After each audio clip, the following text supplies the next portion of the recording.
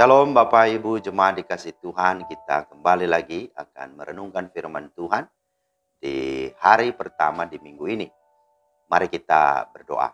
Bapa di sorga, terima kasih Engkau masih memberi kami kesempatan lagi ada di hari ini, di minggu pertama yang kami boleh sungguh syukuri. Kami memohon sekali lagi hikmat dan pengertian dari Roh Kudus, agar kami memahami firman-Mu dan menjadi pelaku firman-Mu yang setia. Dalam nama Tuhan Yesus kami berdoa. Amin. Saudara, firman Tuhan kita pada hari ini terambil di dalam Lukas 22 ayat 42 dan Lukas 23 ayat 34. Ya Bapakku, jikalau engkau mau, ambillah cawan ini daripadaku. Tetapi bukanlah kehendakku, melainkan kehendak-Mu lah yang terjadi. Lukas 23 ayat 34. Yesus berkata, ampunilah mereka sebab mereka tidak tahu apa yang mereka perbuat. Itulah firman Tuhan yang menjadi dasar renungan kita pada hari ini.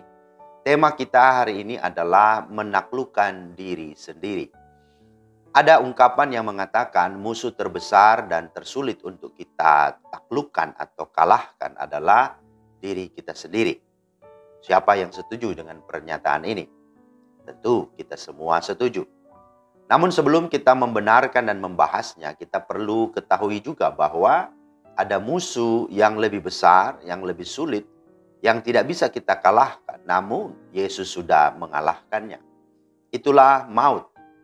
Nah, Alkitab berkata musuh yang terakhir yang dibinasakan ialah maut. Kalau dikatakan musuh terakhir maut sudah dikalahkan, itu berarti ada musuh-musuh sebelumnya yang juga sudah Yesus kalahkan. Pertanyaannya apa itu?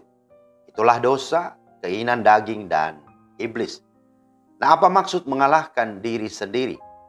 Mengalahkan diri sendiri bukan berarti mematikan atau membunuh kehendak bebas atau free will kita sebagai manusia. Tetapi mengalahkannya dengan cara menghidupkan kebenaran ilahi dalam dirinya, agar dirinya dapat berkehendak bebas yang berkebenaran. Nah, setidaknya ada dua hal yang Yesus kalahkan dari dirinya sendiri. Yang pertama adalah kesenangannya. Ya Bapakku, jikalau cawan ini tidak mungkin lalu, kecuali apabila aku meminumnya, jadilah kehendak-Mu. Matius 26, 42, dan juga bacaan kita tadi, Lukas 22 ayat 42. Artinya kalau memang engkau senang dan berkehendak, aku harus menerima cawan ini sehingga manusia tidak binasa, melainkan memperoleh hidup yang kekal, maka terjadilah. Dengan kata lain, hidup kita ini ada hanyalah untuk kepentingan Tuhan, demi kesenangan Allah Bapa. Karena itulah Yesus rela kehilangan kesenangannya sebagai manusia, demi kesenangan Allah dan kerajaannya. Inilah arti pertama dari sebuah penaklukan diri sendiri. Yang kedua adalah kehormatannya. Dia berkata di atas kayu salib, ya Bapa, ampunilah mereka karena mereka tidak tahu apa yang mereka perbuat. Nah saudara, biasanya kalau orang tersiksa menderita bukan karena kesalahannya, apalagi karena orang lain, apalagi diledekin, dihina, dicemooh, dicaci maki, pasti dia ingin membalas hal yang sama. Tetapi menariknya Yesus tidak melakukan yang demikian. Sekalipun sesaat dia harus kehilangan kehormatannya, marwahnya, wibawanya dengan dia direndahkan dan dihina. Nah pertanyaannya, bagaimana Yesus bisa melewati semuanya dan bisa mengalahkan dirinya sendiri, bahkan berkemenangan? Jawabannya adalah dengan Yesus berdoa kepada Bapanya. Yesus pergi ke taman Getsemani, pergi ke taman bukan untuk pesiar atau foto-foto, menikmati indahnya pemandangan. Tetapi dia pergi untuk berdoa, mengambil waktu teduh, sebagaimana yang biasa dilakukannya. Dikatakan, ya Bapakku, jikalau cawan ini tidak mungkin lalu, kecuali apabila aku meminumnya, jadilah kehendak-Mu. Kemudian saat Yesus diolok-olok, dihina dan dicaci maki, saat dia tergantung di salib, Yesus pun berdoa. Baik di taman Getsemani maupun di saat menderita, Yesus pun berdoa. Ya Bapa, ampunilah mereka sebab mereka tidak tahu apa yang mereka perbuat. Dan akibatnya kita tahu sendiri di dalam ayat 43 sampai 44 Lukas 22 dikatakan Tuhan memberi penguatan melalui penampakan malaikat, dan penguatan itu membuat Yesus makin sungguh-sungguh berdoa dan pada akhirnya dia mampu dan sanggup menjalani penderitaan atau cawan salib itu.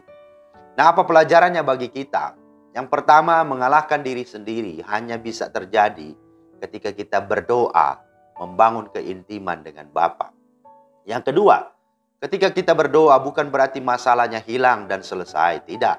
Masalahnya mungkin tetap masih ada.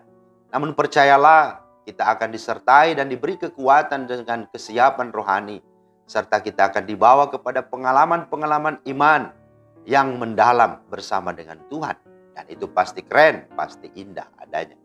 Dan yang ketiga, sebagaimana firman Tuhan dalam Mazmur 37 ayat 3 sampai 7a, bagian kita adalah percayalah kepada Tuhan dan lakukanlah yang baik. Diamlah di negeri dan berlakulah setia. Bergembiralah karena Tuhan, maka Ia akan memberikan kepadamu apa yang diinginkan hatimu. Serahkanlah hidupmu kepada Tuhan dan percayalah kepadanya, dan Ia akan bertindak. Ia akan memunculkan kebenaranmu seperti terang dan hakmu seperti siang. Berdiam dirilah di hadapan Tuhan dan nantikanlah Dia. Dan itulah yang terjadi dalam perjalanan salib Kristus.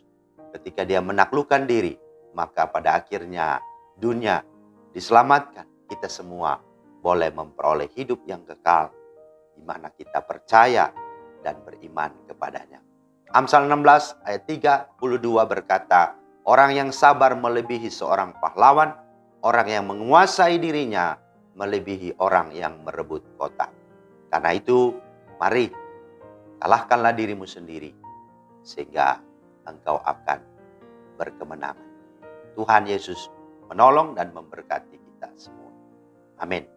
Terima kasih Tuhan atas firman-Mu. Di sore malam hari ini kami kembali dikuatkan, dan biarlah kami sungguh-sungguh menjadi pribadi-pribadi yang bisa dan layak dipakai Tuhan, karena kami boleh dapat dipercaya untuk bisa melakukan kehendak-Mu. Demi Kristus kami berdoa. Amin. Demikianlah firman Tuhan hari ini, kiranya menjadi berkat. Selamat beraktivitas, tetapi juga selamat beristirahat malam hari ini. Tuhan Yesus memberkati. Shalom.